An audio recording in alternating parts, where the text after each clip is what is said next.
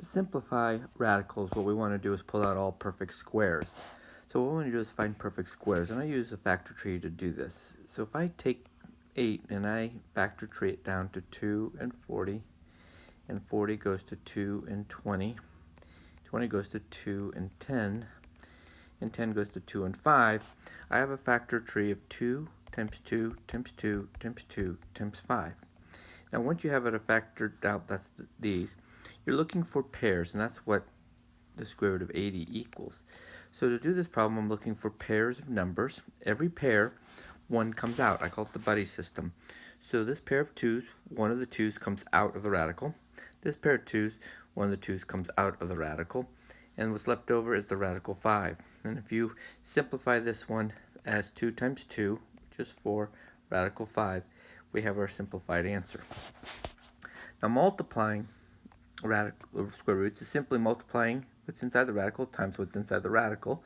So 2 times 14 is 28, so I get radical 28. But now I have to simplify this, so I'm going to do the same method. 2 and 14, 2 and 7. And so I have 2 times 2 times 7, which is what radical 28 is. This pair means the 2 comes out, so I end up with 2 outside the radical and 7 inside the radical as my answer simplified. Simplifying with variables means we're just looking for even number of variables. So let's just do the 90. I'm going to do the square root of 90 first. And I know 9 is a perfect square, and I have 10. And then 10 and 5. So the 9 is a perfect square, which is really 3 and 3. So the 3's come out, and I have 10 inside. So I just did the numbers. Now the letters are really simple. X cubed is really x times x times x. And y4 is y, and z is, there's 5 of them. And when you have these, you're looking for pairs. So if I look at this pair, 1 comes out of my radical. So it's going to become 3. We have an x, 1 pair of y's, and another pair, so 2 of them come out.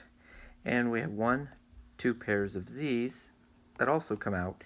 And inside the radical, well, we already have the 10 from over here, and we also now have an x, and we have a z. So we have an x and a z.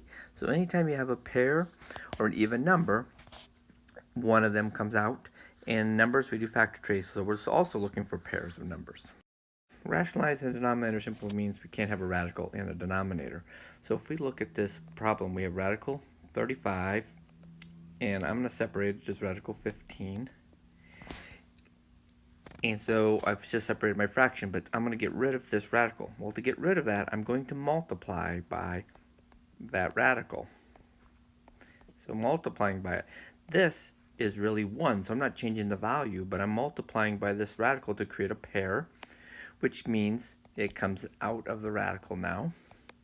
And if I go through the process of multiplying and then factor treeing, find pairs, let's just do on the side here. 35 is 5 and 7, and 15 is 5 and 3.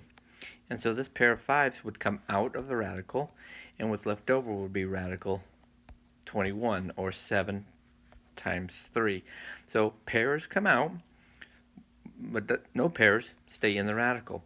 And then this can be reduced. 5 over 15 reduces to 1 over 3, and you still have radical 21. So here's our answer. So if you look at my problem, B is the same thing as this answer. The last type of rationalizing is what's called conjugating, and all that means is that we have to get rid of this radical that's in the denominator. So if I write the problem, I have to figure out what gets rid of that. Well, what gets rid of that is taking exactly what you see there, but changing the sign. So I'm going to multiply by the same on top and bottom, because that is really a 1, so I'm not changing the value. So I can do this multiplication. Now we'll use our FOIL method on the bottom. So 5 times 5 is 25. 5 times negative 2 is 5 radical 2. Radical 2 times 5 is a plus 5 radical 2. And radical 2 times radical 2, well, there's a pair, so they really come out as 2.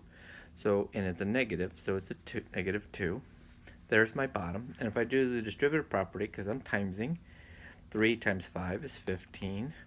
And 3 times a negative radical 2 is a negative 3 radical 2. And if you look right here, these two are opposite, so they cancel out. Let's get rid of the radical. 25 minus 2 is 23. So I end up with my answer is 15 minus 3 radical 2 all over 23. And so I've rationalized the denominator. That means there's no denominator, by using what's called a conjugate, which is simply the opposite sign when you have a sign. If you remember from the last problem, there was no sign, so all we had to do was multiply by whatever the radical was.